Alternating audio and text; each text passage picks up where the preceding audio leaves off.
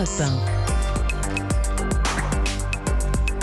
1. Bonjour Christian Jacob. Bonjour. Président des Républicains, Emmanuel Macron est dans un train avec lui Mario Draghi, le Premier ministre italien et Olaf Scholz, le chancelier allemand. Tous trois se rendent à Kiev. Un déplacement, pourquoi faire, Christian Jacob ? Écoutez, c'est d'abord au président qu'il faudrait le demander.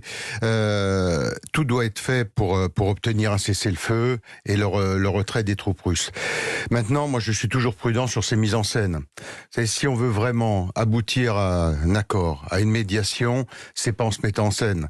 Ça n'est que ça pour vous. C'est pas de la diplomatie, c'est que de la mise en scène. Écoutez, la diplomatie, ça se fait pas devant les écrans de télé à grand renfort de publicité et de communication. C'est pas comme ça que se pratique la diplomatie. C'est pour ça que je vois bien le signe qui veut être donné, mais faisons attention de ne pas être caricatural dans la mise en scène. Et j'ai un peu peur, malheureusement, que ce soit cela. Et si c'est cela, ma foi, ce sera un déplacement qui n'aura pas été utile. Alors l'Europe dit, Emmanuel Macron aussi, il faut envoyer des signes politiques à l'Ukraine, à Volodymyr Zelensky, qui répond, moi je préférerais que vous m'envoyiez des armes, Christian Jacob. Telle est l'équation. Oui, mais on peut pas s'enfermer dans les formules. Moi, je pense d'abord qu'il y a eu des graves erreurs diplomatiques avant ce conflit. Ensuite, je pense que l'Europe a mis 2 temps à réagir, mais aujourd'hui l'Europe avance unie et ça c'est une bonne chose. Sur les sanctions, faisons attention aussi, faisons attention aux effets boomerang. On les voit sur l'alimentation, les conséquences sur les céréales. Vous savez, la Russie c'est 20% du marché mondial des céréales, l'Ukraine c'est à peu près 10%. Et plutôt sur la partie Est, donc plutôt sur le Donbass. Donc c'est 30% du marché mondial des céréales. C'est des coûts très importants sur le gaz. Donc on voit toutes ces conséquences. Et encore une fois, la diplomatie, c'est pas de la communication, c'est pas de la mise en scène, c'est pas des positions caricaturales. C'est au contraire, on avance à petits pas, bien souvent dans la discrétion. Et c'est comme ça qu'on trouve les solutions diplomatiques. Alors on voit la fameuse photo où l'on voit Emmanuel Macron avec Olaf Scholz et Mario Draghi dans le fameux train qui les emmène à Kiev, est à la une partout ce matin, mais d'une manière un peu plus générale. Comment regardez-vous ce déplacement d'Emmanuel Macron à l'étranger ? Il y a eu cette première étape en Roumanie, puis en Moldavie. Avant cela, son petit discours sur le tarmac d'Orly pour appeler à voter, à lui donner une majorité. Comment regardez-vous cette séquence d'un déplacement à l'étranger dans une semaine d'entre-deux tours ? Écoutez, il y a une chose, on voit que le président est à cœur de soigner, c'est la communication. Ça va du jogging avec les troupes françaises, grand renfort de publicité, d'images, de photos sur tout cela. Encore une fois, la réponse, ça ne peut pas être cela. Bien sûr que aurait-elle fait ça, on a besoin. Écoutez, je ne sais pas. Ce que je peux vous dire, c'est que Jacques Chirac ne l'aurait jamais fait. Il n'aurait jamais été dans cette caricature. De partir pendant une séquence législative aussi importante ? Non, mais les images, la construction et la mise en scène du déplacement n'aurait jamais été celle-là. On a besoin de sortir de cette guerre. Le drame que vivent aujourd'hui les familles ukrainiennes ne peut pas continuer. Donc ça, c'est la première donnée. Il y a besoin d'action diplomatique, mais je suis pas sûr que ce soit un grand renfort de caméra qu'on réussisse une action diplomatique. Christian Jacob. Je suis même plutôt persuadé du contraire, pour être très franc. La discrétion, vous auriez préféré un président discret. Bien entendu. Christian Jacob, dimanche, on l'a dit, c'est le second tour des élections législatives. Les Républicains auront des candidats en lice dans 76 circonscriptions. Combien gagnables selon vous ? Écoutez, ça, on le verra, vous savez, dimanche. Les instituts de sondage disent 40 à 60. Oui, on nous a tout dit. Vous savez, avant on nous disait 30. Après ça, on a eu aussi des instituts qui disent jusque 70. Nous verrons.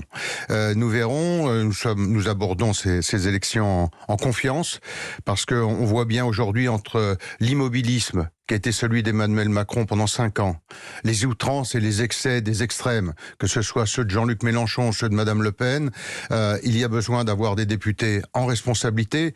Nous avons un positionnement très clair. Nous sommes dans l'opposition à Emmanuel Macron. Mais cette opposition sera une opposition utile. utile au pays, ça veut dire que nous serons toujours force de proposition. Nous n'avons jamais été dans les outrances. Nous n'avons jamais été dans la recherche du blocage des institutions du Parlement, comme a pu l'être Jean-Luc Mélenchon, dans l'absentéisme, comme l'est en permanence Madame Le Pen, parce que Madame Le Pen, c'est beaucoup de déclarations, mais la réalité, c'est que ces députés, on les a jamais vus, d'ailleurs, que ce soit au Parlement européen ou à l'Assemblée nationale. Entre toutes ces outrances et l'immobilisme, il y a une voie qui est celle de la responsabilité.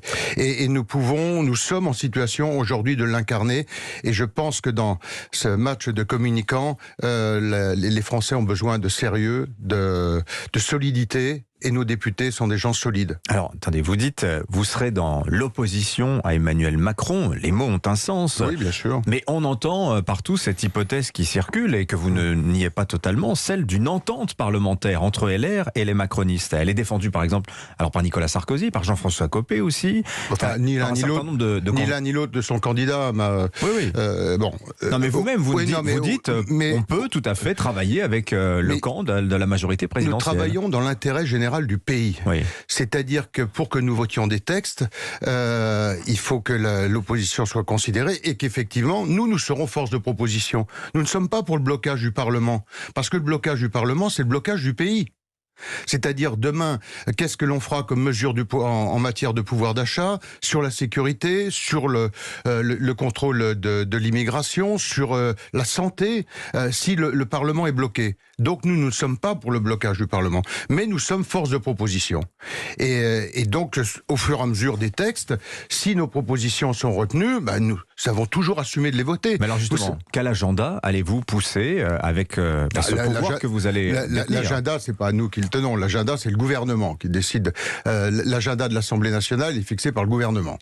Donc c'est pas l'Assemblée qui se le fixe, c'est pas les parlementaires qui le fixent. Nous avons un pouvoir de proposition et on l'exercera, c'est-à-dire que nous serons à chaque fois force de proposition. Et avec la majorité que nous avons au Sénat aujourd'hui, on voit bien d'ailleurs l'efficacité. Regardez la commission d'enquête sur ce qui s'est passé au Stade de France. Heureusement que la droite est là et que la droite est majoritaire au Sénat pour qu'il y ait la lumière qui soit faite. Sinon, la lumière n'aurait jamais été faite. Et remercions nos sénateurs de droite d'avoir su le faire. Et donc, on voit bien qu'avec un rôle d'acteur déterminant que nous pouvons avoir à l'Assemblée, non pas dans des compromis, dans des alliances, il n'y en aura pas. En revanche, nous ferons des propositions. Si nos propositions sont retenues, nous avons toujours assumé d'être capables de voter des textes lorsqu'ils vont dans le bon sens, comme de nous opposer avec la plus grande dureté lorsqu'ils n'y vont pas. Alors très concrètement, par exemple, le paquet pouvoir d'achat dont on connaît à peu près le contenu, il y a cette idée d'une loi d'urgence pour l'énergie qui doit être présentée dans l'été. On parle aussi de la réforme des retraites. Tout ça, ce sont des textes pour lesquels les Républicains pourraient apporter leur appui, leur soutien. Non, on apportera des propositions. Avant de parler d'apporter l'appui et le soutien, vous savez, avec M. Macron, beaucoup de phrases, peu d'actes. Donc, on verra la réalité des choses et en fonction des propositions, nous avons voté des textes dans ce dernier quinquennat. Quand, notamment, je pense à toutes les mesures qui ont été décidées en faveur des entreprises pour accompagner les entreprises pendant cette crise Covid, nous avons toujours assumé de les voter lorsqu'elles vont dans le bon sens. Mais nous sommes aussi capables de nous opposer avec la plus grande détermination lorsque ce n'est pas le cas. Et c'est pour ça que nos parlementaires, nos candidats qui sont en lice aujourd'hui sont ceux qui ont des ancrages territoriaux très solides. C'est-à-dire qui ont à la fois l'expérience, la compétence et la proximité avec leurs concitoyens. Nous, on n'a pas d'oiseaux migrateurs qui viennent pour se présenter une fois, qui disparaissent, qu'on ne revoit plus. Ce sont pour la plupart des candidats qui ont un mandat local, qui sont engagés sur le terrain, que leurs concitoyens connaissent et connaissent bien. Et c'est comme ça qu'on devient un bon député. C'est comme ça qu'on exerce ce mandat en étant en responsabilité, non pas en s'abritant dans des slogans ou dans des outrances. Christian Jacob. Derrière des slogans. Derrière des slogans. Avez-vous une consigne de vote pour les circonscriptions, malgré tout assez nombreuses, où il n'y a pas de candidat LR en lice au second tour? Nous avons dit clairement aucune voix pour les extrêmes. Nous avons toujours été clairs, c'est la ligne, vous savez, moi qui suis un vieux RPR. Les extrêmes. Depuis que les extrêmes, c'est l'extrême droite et l'extrême gauche. Les extrêmes, ils existent en France, on les connaît. Quand je parlais des outrances des uns et des autres, on sait qui sont les extrêmes. Donc ailleurs, c'est les candidats macronistes, pourquoi pas, s'il y a des duels ou des triangulaires. À voir aussi localement, oui. Parce que. Et autrement, c'est l'abstention. Non, ce n'est pas l'abstention. Nous avons dit que nos candidats qui ont porté nos couleurs dans les circonscriptions, qui connaissent les candidats qui sont en phase 2 sont en situation de déterminer leur choix et de se déterminer sur le choix parce que ils ont la connaissance du terrain. C'est ça qui fait la différence. Comment vous expliquez, Christian Jacob, la percée de la gauche pendant et surtout après la présidentielle qui, groupée dans cette NUPES, fait aujourd'hui jeu égal à peu près avec la majorité présidentielle? C'était quand même assez inattendu.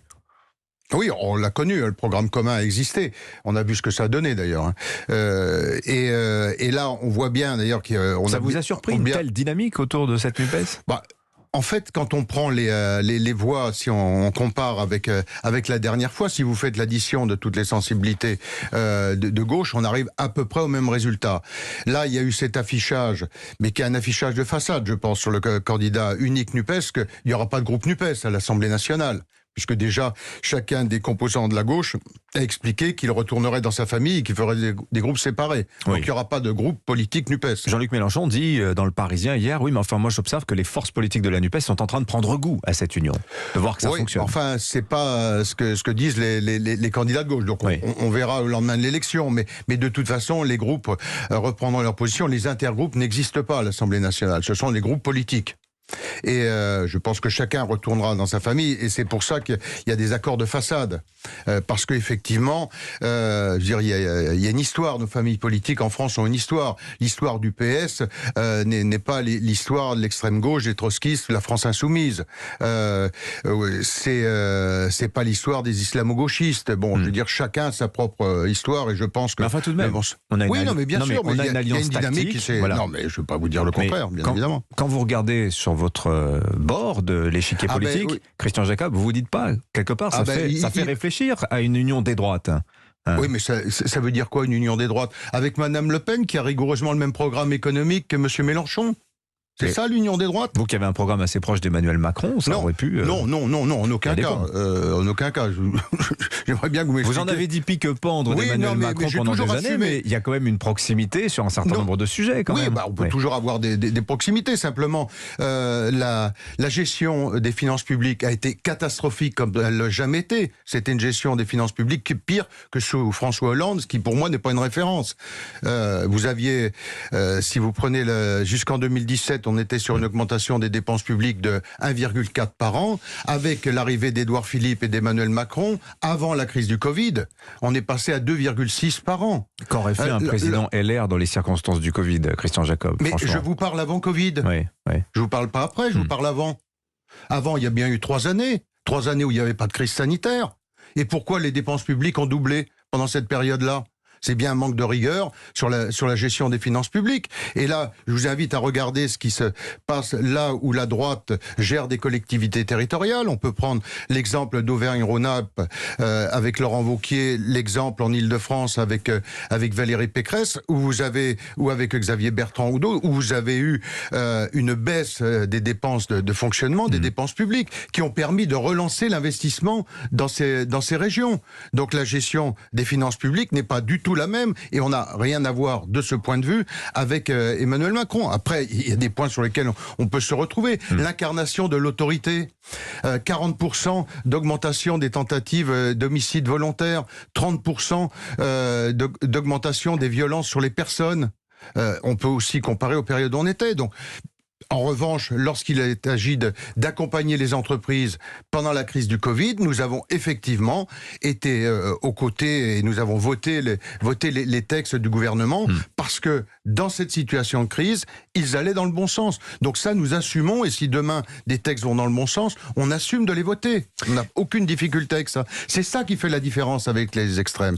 Et c'est ça, vous voyez, où les Français doivent prendre cette mesure, la nécessité d'avoir des gens responsables à l'Assemblée et qui, encore une fois, ne soient pas dans des slogans, ne s'abritent pas derrière des slogans, mais soient dans la réalité du quotidien avec une expérience de gestion de collectivités territoriales. Christian Jacob, Jean-François Copé dit ce matin sur une autre antenne, la France d'aujourd'hui ressemble à l'Allemagne de Weimar et on sait où ça nous a conduit. Bah oui, république détruite par l'extrémisme.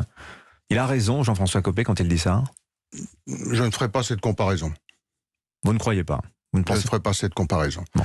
Les contextes sont très différents. En revanche, ce qui se passe en ce moment sur l'explosion des coûts de l'énergie, sur l'explosion du coût de l'alimentation, sur le manque de logement, c'est pour ça que je dis que nous avons besoin d'avoir des parlementaires ancrés sur le terrain, en responsabilité, et qui est cette expérience de la gestion des collectivités territoriales. Vous savez, si nous détenons aujourd'hui 56% des villes en France, c'est bien parce que les Français ont fait confiance aux Républicains pour gérer leurs collectivités. Et donc nous avons besoin qu'ils envoient à l'Assemblée des députés qui ont cette expérience et qui ont cette compétence et qui ne seront jamais dans les outrances, jamais. Merci Christian Jacob. Merci à vous. Le président des Républicains était l'invité d'Europe Matin. Excellente journée à vous.